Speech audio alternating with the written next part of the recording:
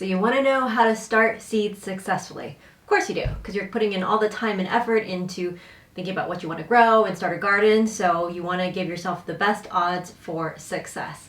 Today, let's discuss some ways that you can start your seeds so that they have the best chance of growing and thriving into the beautiful plants that you want them to be. Welcome to True Freedom Permaculture, where I show you all the tips and tricks you need to have a green thumb, even if you weren't born with one. All right, let's get started. So if you saw my video on the 5 medicinal herbs I was planning on planting this year, and some of my other videos, you will notice that I have done 3 out of the 5, and I have 2 left to go, which are the Roman chamomile and the echinacea. Now, I should have started these admittedly a few weeks ago, but I had other life events happen that I prioritized in front of this, so that is why I am just getting to this now. Okay, so tips that I have learned over the years in order to sow seeds successfully. The first one is label your containers ahead of time, and definitely label them, because if you don't, I don't know, I've made that mistake. I'm like, I'll be able to tell which one's which. No, you won't, and you'll be confused. So just save yourself some time, label them ahead of time. And the reason I say do this before is because you are going to be working with damp soil and or giving them a water after you sow the seeds. And if you do that, a lot of times it makes the surface difficult to write on depending on what type of marker you're using. So that is why I'm saying to label them ahead of time.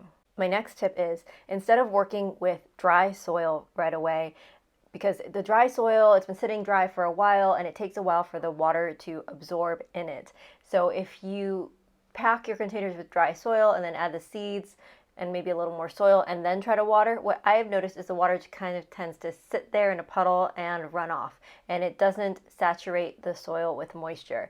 So what I do is I take a bowl and I empty my soil that I'm going to use into it, and I just add water until it gets to the consistency of damp sand. That's what we're looking for, and I mix it by hand until the water fully soaks into the soil. I have found that it is much easier to pre-soak your soil before you start. And here's a note about soil that I have found.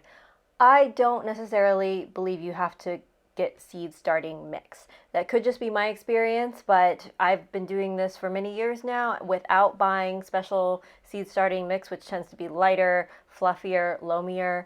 But, you know, seeds in nature, they just grow in whatever soil. So one year I was like, you know what, I'm just going to try regular potting soil and see if that works. I do get organic potting soil, but yeah, it has worked for me every year since. So now I just don't even buy the seed starting mix and I just go with the regular potting soil. I do recommend that you get potting soil. Do not use just soil from the ground, because soil from the ground is going to have a bunch of different seeds in it and it'll shoot up a bunch of different things like blades of grass. I've also made this mistake before in the past, and I was like, I don't need to buy soil, but I use regular dirt from the ground, and yeah, it was a big mistake. I had blades of grass shooting up everywhere, and you just want to know that it's sterile, so you know that the only seeds that are going to be germinating are the seeds that you're intentionally planting in it. Now, before you add the soil, I learned this when I was living on a farm. They taught me how to put like a few pieces of dry wood down in the bottom, and you can scale this up. So if you're using larger containers, you can use larger pieces of wood. I'm working obviously with very small containers, so I'm just using a couple wood chips that I have, small wood chips. But if you put dry wood at the bottom of the container, then it will retain moisture. So that will buy you a little bit of time if, say, you have a busy day and you don't have time to water your seedlings, because it is crucial that seedlings get regular water because they are so teeny tiny in the beginning. So they do need a little bit more frequent care and attention than a more established plant would. Now I'm ready to fill my containers. So I'm going to use my dampened soil and go ahead and fill them. Depending on what types of seeds you're planting, some of them say plant like an inch below the soil line. These are really tiny seeds, so they just require a light sprinkling of soil, is what they said on the back of those packets. So that is what I'm going to do. So I'm going to fill my containers almost to the top. And that's another benefit of using damp soil, is if you use dry soil, when you water it and it finally does absorb, it's going to shrink down quite a bit. So it is much more accurate to use the damp soil because you know exactly how much will fit in there. I'm ready to add my seeds. As I mentioned, these seeds that I'm working with are teeny tiny, and I know that they make little plastic dispensers I've seen where they will individually sow the seeds, and it makes it a lot easier to disperse that way. I just kind of go with it and I sprinkle them on, and I figure that I can always move them apart. Ultimately, they're going to be transplanted anyway, so I just do that instead. I break them apart later as opposed to being really judicious with my seed sowing, but that's a personal preference. Next, I'm just going to give them a light scattering with the dampened soil and lightly press them down. Finally, you are ready to set your container somewhere warm so that they can germinate. And it is not important until they start popping up. You see those first bits of green. It's not important whether or not they receive light.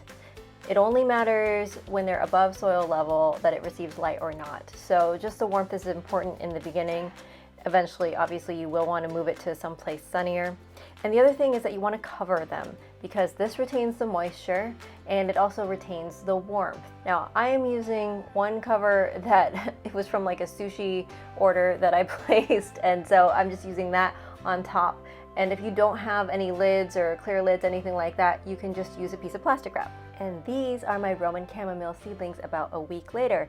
They're so tiny and cute, and you can see that they're starting to pop up. So at this point, definitely make sure that they are receiving full sun if you haven't already. Now that you know how to successfully start your seeds, what you can do is, if you haven't already, find out your region's last frost date. And then from there, work backwards and look at the growing instructions for each crop that you want to grow. And then you can determine when you need to sow those seeds. So that is something else that you can be doing during this time. Thank you very much for watching, and I will see you all again soon.